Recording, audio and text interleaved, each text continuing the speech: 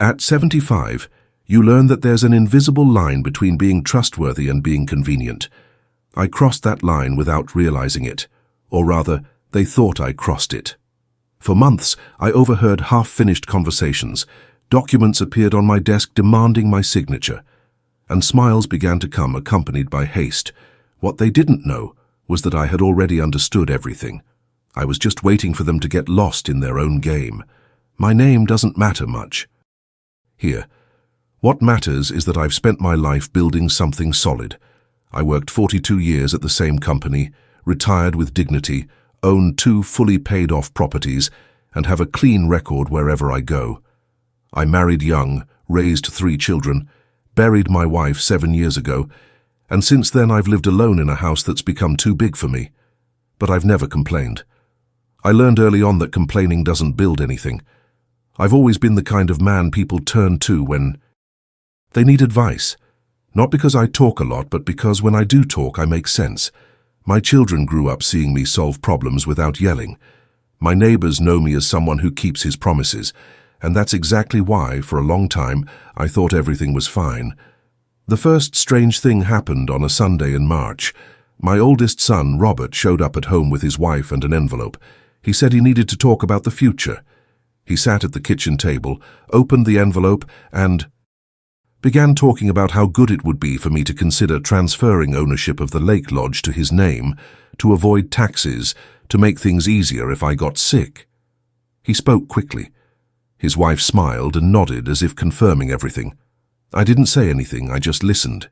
He placed a piece of paper in front of me, a comprehensive power of attorney, and said that his lawyer had already reviewed everything. I just had to sign. I took the paper, looked at it for a few seconds, and said I would think about it. I saw the disappointment on his face. He expected me to sign right there. I always signed things he asked for. I always trusted him. 2 weeks later, my middle daughter Clara called saying she was organizing my will. I never asked for that. She said it was for my safety, that at my age these things needed to be ready. She scheduled a meeting with a lawyer she knew. I went. I sat in his office and listened to everything. He talked about the division of assets, about how important it was to define everything now to avoid arguments later. Clara stayed by my side, touching my shoulder, saying it was just to protect me. I signed some papers that day, not all of them.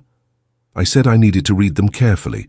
I saw the look the lawyer exchanged with my daughter, a look that said a lot. If you're listening to this story right now, I want to ask you something. Subscribe to the channel. Leave a comment saying where you're listening from. It's not just to help the video grow. It's because I know you understand what I'm talking about. And when we find someone who understands, we don't let it go. I realized it early on. This is the truth that no one else will know except you. In the days following that meeting with the lawyer, I started noticing small things. My youngest son, Daniel, who had always been the most distant, began to show up at home more often. He would bring snacks, ask if I needed anything, and offer to mow the lawn. At first, I thought it was strange, but I didn't say anything. I just observed. On one of those visits, he asked if I had thought about selling the house and moving to a smaller, more practical place. He said he knew a good real estate agent who could help me get a fair price. He spoke as if he were doing me a favor. I said the house was fine as it was. He insisted. He said that at my age, stairs were dangerous, and that a large backyard was a lot of work. I thanked him for his concern and changed the subject. I started writing down the dates, every visit, every call, every suggestion, not because I was paranoid, but because I wanted to be sure of what I was seeing, and the more I wrote, the clearer the pattern became. They were coordinated, not in an overt way, but in the way siblings coordinate when they think they know what's best for their father. Robert brought up the chalet again. This time he brought his granddaughter, my 6-year-old great-granddaughter, and used her to soften my heart. He said it would be nice if the chalet stayed in the family, that the girl loved going there. I smiled at her, gave her a sweet, and told Robert I was still thinking about it. He took a deep breath, like someone who loses patience with a stubborn person. It was then that I understood the image they had of me, To them, I was the reliable old man who was getting slow, someone who needed help making decisions, someone who, if left alone, would end up messing things up. And the best part is that they truly believed it. It wasn't pure malice, it was a mixture of greed with a touch of pity. I stopped trying to explain myself. There was no point. When you try to explain yourself to someone who has already decided you don't understand anything anymore, you just waste time and dignity. So I started just nodding, saying I'd think about it, and moving on with my life.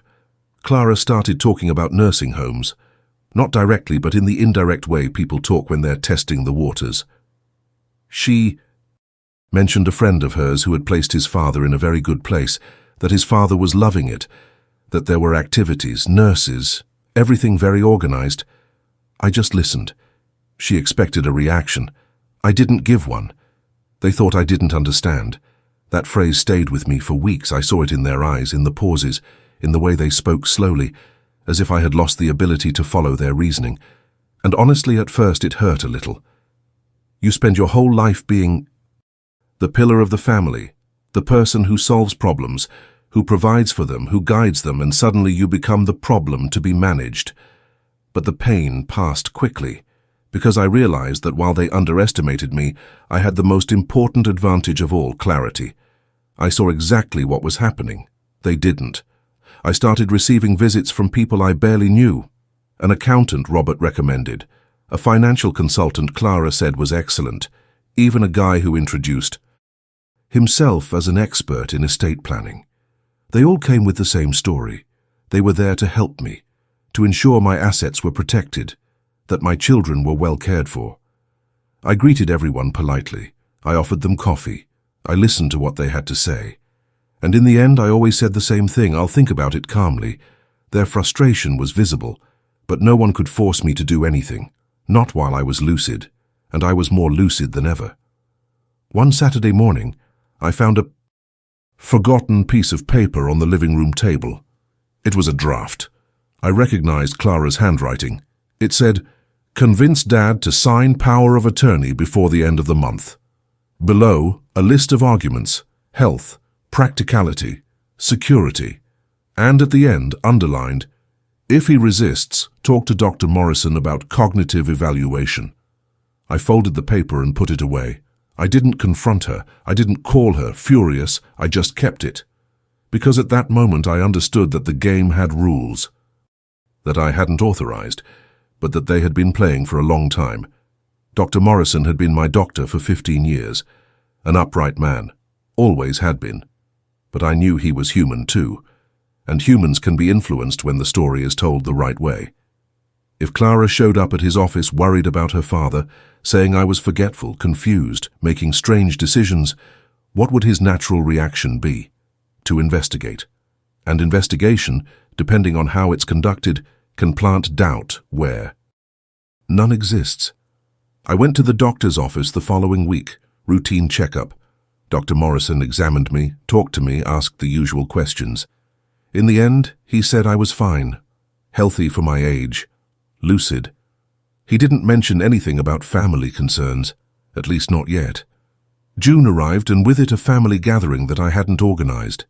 Robert called on Thursday, saying that everyone would be at my house on Sunday, that we needed to talk about important things. I said that was fine. Didn't ask what things. I already knew they arrived together, Robert, Clara, Daniel, and their respective families. They sat in the living room as if it were an intervention. And in a way, it was. Robert began. He said they were worried about me, that the house was too big, that I was isolated, that I needed help. Clara added that they had found a good solution. I would sell the house, the chalet, and move into a very nice retirement community with all the amenities. The money from the sale would be managed by them to ensure I had comfort for the rest of my life. Daniel finished by saying that they had already spoken with the condominium management, that there was a vacancy, and that all I had to do was accept it. I listened to everything in silence. When they finished, I thanked them for their concern. I said I would think about it. Robert slammed his hand on the table. He said I always said that I never decided anything, that they were trying to help me, and I wouldn't let them. I looked at him without raising my voice. I said my answer was no, not now, not like this. The atmosphere grew heavy. The daughters-in-law stared at the floor. The children were quiet. Clara tried a gentler approach. She said I wasn't seeing the whole picture, that at my age things could change quickly, that they just wanted to prevent me from being left helpless. I stood up, thanked them for the visit, and said the matter was closed for now. They left, dissatisfied. I heard their argument in the garden before they got into their cars. Robert saying I was being stubborn, Clara saying they needed to act fast. Daniel silent, as always. That night, alone in the oversized house, I didn't feel fear. I felt something different, a kind of coldness that comes when you realize that the people you raised, whom you loved, to whom you gave everything, see you as an obstacle, not out of malice, but out of convenience. In the following days, I noticed small changes. Phone calls became shorter, visits less frequent, but the behind-the-scenes movements continued. I received a letter from a bank I didn't use, offering wealth management services. The envelope had Clara's address as the designated return address. I also received a call from a different lawyer asking if I needed help with estate planning. They were building a network. Slowly, thinking I wouldn't notice. July was the month of small betrayals. I found out that Robert had gone to the notary's office to inquire about a property transfer. The clerk who knew me discreetly called to confirm if I was aware. I thanked him and said I wasn't. He understood the message. Clara started spreading rumors to the extended family that I was being forgotten. I found out about it from my sister, who called worried and asked if I was okay. I explained that I was fine, that it was a misunderstanding, but the damage was already done. The seed of doubt had been planted. Daniel, who had always been the most discreet, came up with a different proposal. He said he wanted to buy the chalet. He made an offer, a low price well below market value. When I questioned him, he said it was a family price, that way the chalet would stay between us. I said I wasn't interested in selling. He didn't insist, but I saw his irritation. I started organizing my documents, not to hand them over, but to protect them. I went to the bank, got copies of everything, and stored them in a place only I knew. I updated my will with a lawyer. None of them knew. A serious man recommended by an old friend. I explained the situation. He listened to everything and said I was doing the right thing. I also scheduled a private appointment with another doctor out of town. I requested a complete cognitive evaluation. I wanted documentation proving that I was fully capable. I took all the tests. I passed them all. I kept the report, not because I was going to use it against them, but because I knew that at some point they would try to use something against me. August brought the missing piece. Robert showed up at my house with a friend. He introduced himself as an investor. He said the guy was interested in buying the house, that the offer was good, that I could accept and sort out my life once and for all. I looked at this so-called investor. He avoided my gaze. It was a lie. He was probably someone Robert paid to put on a show. I told him the house wasn't for sale. Robert lost his temper. He yelled. He said I was being selfish, that he and his brothers deserved access to what was rightfully theirs. I let him yell. When he finished, I calmly asked, "What right?" He didn't know how to answer. He stormed out, slamming the door. It was from that moment that they stopped pretending to be concerned. The mask fell. Not all at once, but gradually. The calls grew cold, the visits non-existent, and I preferred it that way. At least now it was clear to everyone where everyone was. Robert started spreading rumors that I was senile. He said this at family gatherings I wasn't invited to. He told the neighbors. He told anyone who would listen. The strategy was simple. If everyone believed I wasn't well, it would be easier to justify any future legal action. Clara was more subtle. She started documenting things. She would call, ask tricky questions, and record the conversations. I noticed this by the way she repeated the same questions, trying to trip me up in my answers. I became even more careful. I answered clearly, leaving. No room for doubt. Daniel kept trying to buy the chalet. He increased his offer, but it was still below the real value. When I refused again, he said something that stuck with me. "Dad, "You're not taking any of this to the grave. Why don't you make it easier for us while you still can?" I didn't answer. I just looked at him until he looked away. They thought the silence was surrender, that I was giving up the fight. But the truth is, I was never fighting. Fighting implies effort against something. I was just waiting for them to make the mistake that hasty people always make. And then the mistake happened. In September, I received a notification. Robert had filed for an interdiction order. He claimed that I was no longer capable of managing my assets. He presented as evidence testimonies from neighbors that he convinced, medical consultation reports that he distorted, and his own testimony and that of his siblings. When I read the notification, I didn't feel anger. I felt almost relief, because now it was all official. Now I had a record.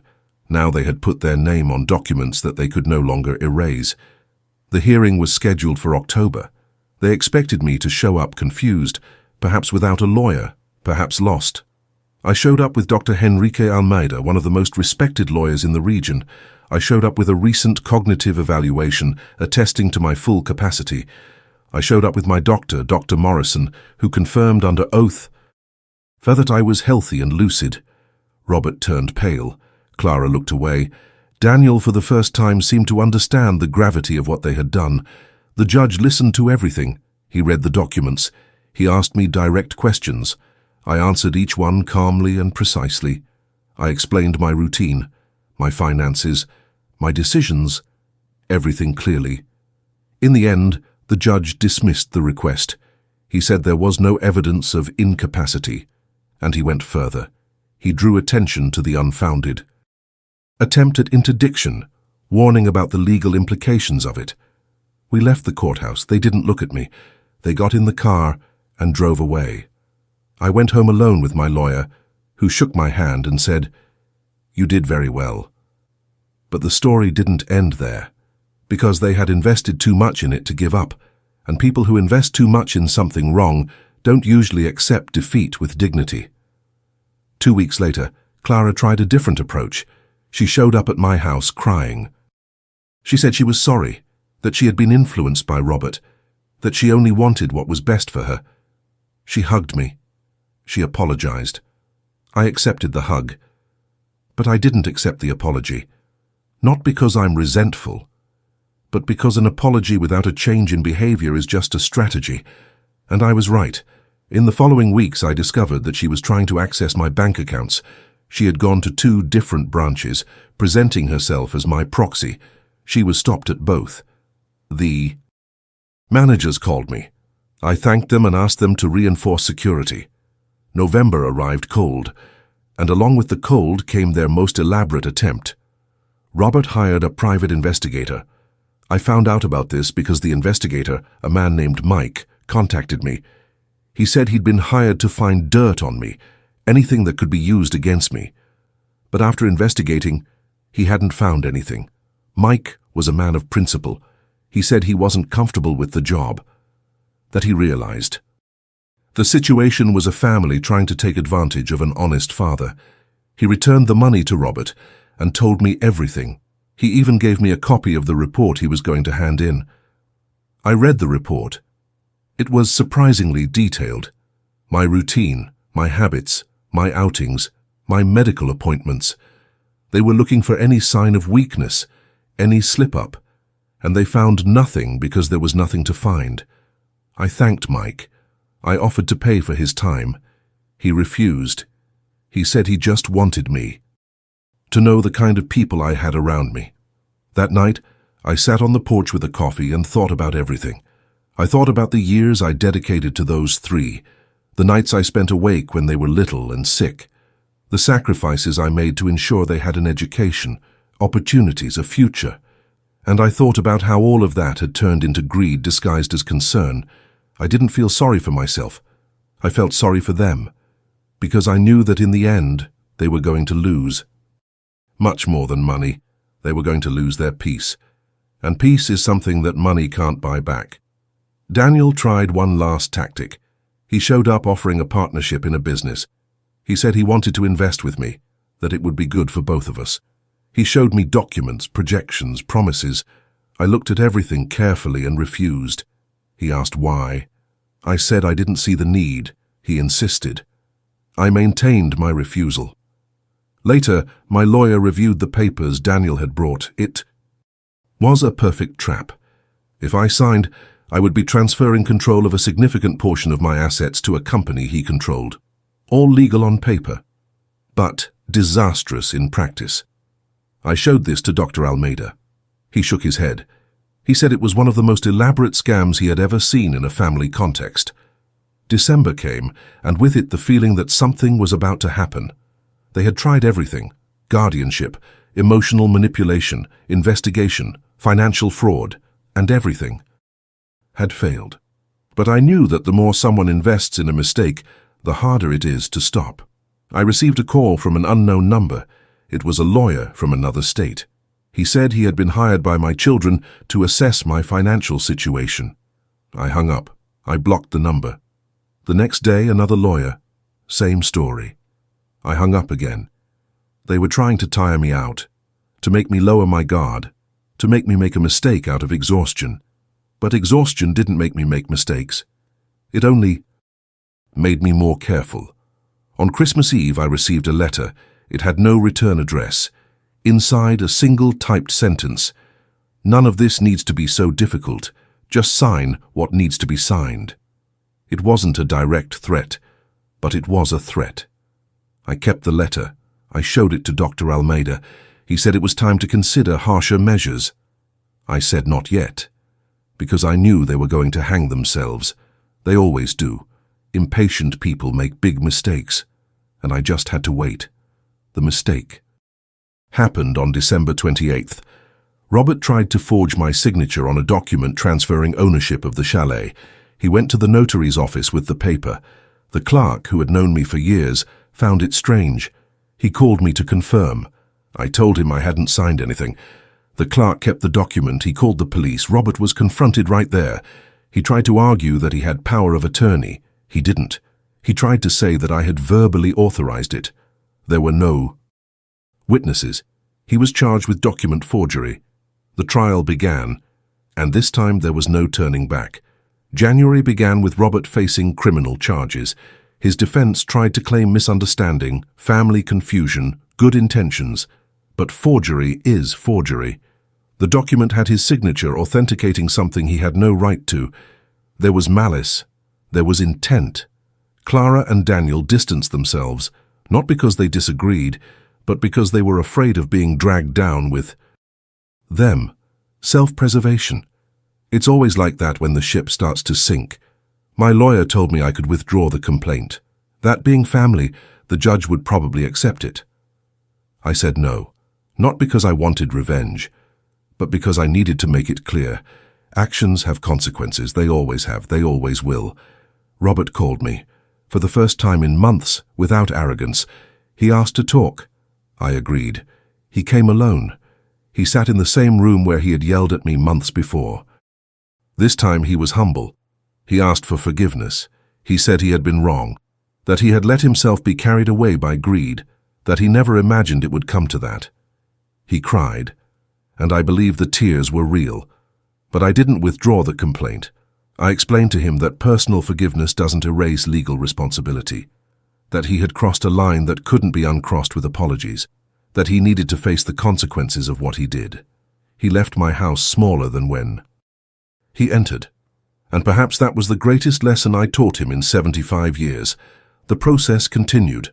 Robert ended up making a deal. He performed community service, paid a fine, and received a criminal record. He wasn't arrested, but he carries the mark. And a mark is something that doesn't go away. Clara tried to reconnect after that, but in a different way. Respectful, cautious. I accepted a cordial relationship, but not an intimate one. Because intimacy is built on trust, and broken. Trust cannot be mended with good intentions. Daniel simply disappeared. He stopped calling, he stopped visiting, and honestly, it was for the best. February brought an unforeseen consequence. With Robert's lawsuit, other documents came to light. It turned out that Clara had also tried to access my bank account using forged documents. Not as elaborate as Robert's, but equally illegal. The bank filed a lawsuit against her, and this time, I wasn't the one who initiated it. It was the financial institution. Because bank fraud isn't a personal matter, it's a crime. Clara came to me in despair. She said she was going to lose everything, her job, her reputation, maybe even her freedom. She begged me to intervene, to talk to the bank, to drop the charges. I explained calmly that I had no control over it, that she had committed a crime against an institution, not against me, that I couldn't do anything, and even if I could, I wouldn't, because she needed to learn, the hard way, that actions have weight. She also made a deal. She paid restitution. Her name was tarnished. She lost her job. And she finally learned that a father isn't a bank, that family isn't an asset, that respect isn't optional. Daniel, who had remained quiet, ended up getting caught too. Not for forgery, but for using privileged information about my assets to try to sell the chalet to third parties before I even authorized it. He had placed ads, negotiated, and received down payments, all thinking he could eventually force me to sell. The buyer, upon discovering the fraud, sued Daniel, and Daniel, lacking the resources to adequately defend himself, had to sell his own car to pay compensation. 3 sons, 3 different paths, all leading to the same place, the ruin they themselves built. March arrived feeling lighter, not because things had improved with them, but because I had made peace with everything, with the situation, with their choices, and with my own. My lawyer told me I had won. I said, "No, because when a family gets to this point, nobody wins, everyone loses, but some lose less." I revisited my will. I changed everything. I left the house to a charitable foundation, the cottage to my sister, who has always been decent to me, and the rest I divided among institutions that make a real difference in people's lives. To my children I left a letter, not of anger, not of contempt, but of explanation, explaining that they had every chance, that I tried to teach by example, by patience, by silence, and that when all that failed, life taught them in its own way. I made it clear that it wasn't punishment, it was a consequence, and I hope that one day, when they have children or grandchildren looking at them the same way they looked at me, they will remember this story and do things differently. I've started living again. Not in the way I imagined at 75, but in an honest way, without burdens, without people trying to use me, without pretense. I made new friends, people my age who understand that life isn't about accumulating things. It's about living with dignity until the very last day. I started going to church again, not because I became religious, but because it's one of the few places where character is still valued more than convenience. The following months were a time of adjustment. Robert tried to reconnect, but in a different way, without asking for anything, just wanting to be present. I allowed short visits, superficial conversations. He understood that the relationship that existed before had died, and that the most we could have now was a distant cordiality. Clara moved to another state. She said she needed a fresh start, away from the shame, away from the gossip, away from me, I imagine. I wished her good luck, and it was sincere. Daniel never showed his face again. I heard from others that he was doing well. He remarried, he has a stable job, and he probably tells his story as if he were the victim. I let him believe that. Confronting him wouldn't change anything. The truth is, I didn't hold a grudge. Resentment is a burden I had no interest in carrying, but I also had no illusions. They showed their true colors when they thought they could, and people show their true colors when they think no one is watching. I was watching, I always have been. I started writing, not to publish, but to organize my thoughts, to leave a record, in case someone ever wonders how things got to that point. I wrote about the signs I ignored at the beginning, about the times I confused love with permission, about how being trustworthy became being convenient, and I wrote about the most important lesson. Silence is not weakness. Silence is a choice. And sometimes the most powerful choice you can make is to let people dig their own grave while you watch from afar, with clarity and without guilt. Today, at 75 years old, I live a simple routine. I wake up early. I have coffee on the porch. I read the newspaper. I walk around the neighborhood. I talk to neighbors who truly respect me. I have lunch alone but not lonely. And I sleep with a clear conscience. My assets are protected. My name is clean. My mind is clear. And my heart, despite everything, still functions well.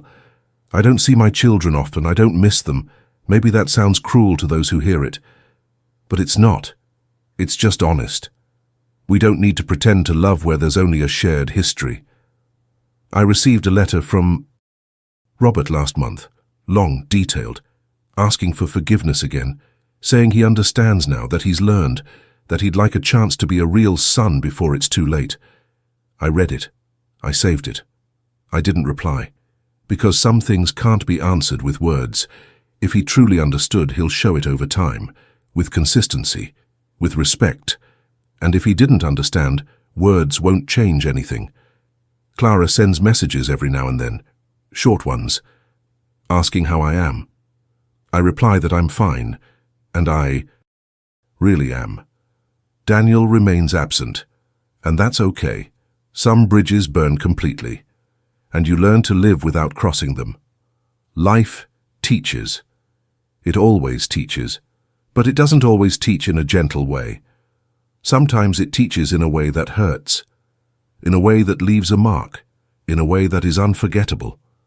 If you've made it this far, I want to tell you something. It doesn't matter how old you are.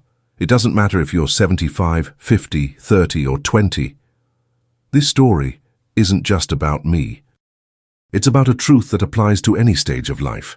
Some people will interpret your kindness as weakness, your patience as naivete, your confidence as opportunism, and when that happens, you'll have a choice. You can shout, you can fight, you can try to prove your worth, or you can do what I did, you can simply observe. Let them show who they are. Let life teach you what words cannot, and move on, lighter, clearer, freer. I realized it early on. I stopped explaining myself, and I let them think I didn't understand. Because in the end, the ones who really didn't understand anything were them. Today, I live well, alone, but not lonely, calm, but not resigned, at peace, but not by giving up, by choice. And if there's one thing I've learned in 75 years, it's this: not all silence is empty. Sometimes silence is the most complete answer you can give. I didn't need to prove anything. I never did. And neither do you. If this story resonated with you, if you recognized something, here, please like the video. Subscribe to the channel, not because I need the numbers, but because when we find something that speaks the truth, we don't let it pass. We hold on to it. We keep it. We come back to listen to it again. And I'll be here, sharing more stories like this. Stories that only those who have lived them or who pay attention to life can truly understand.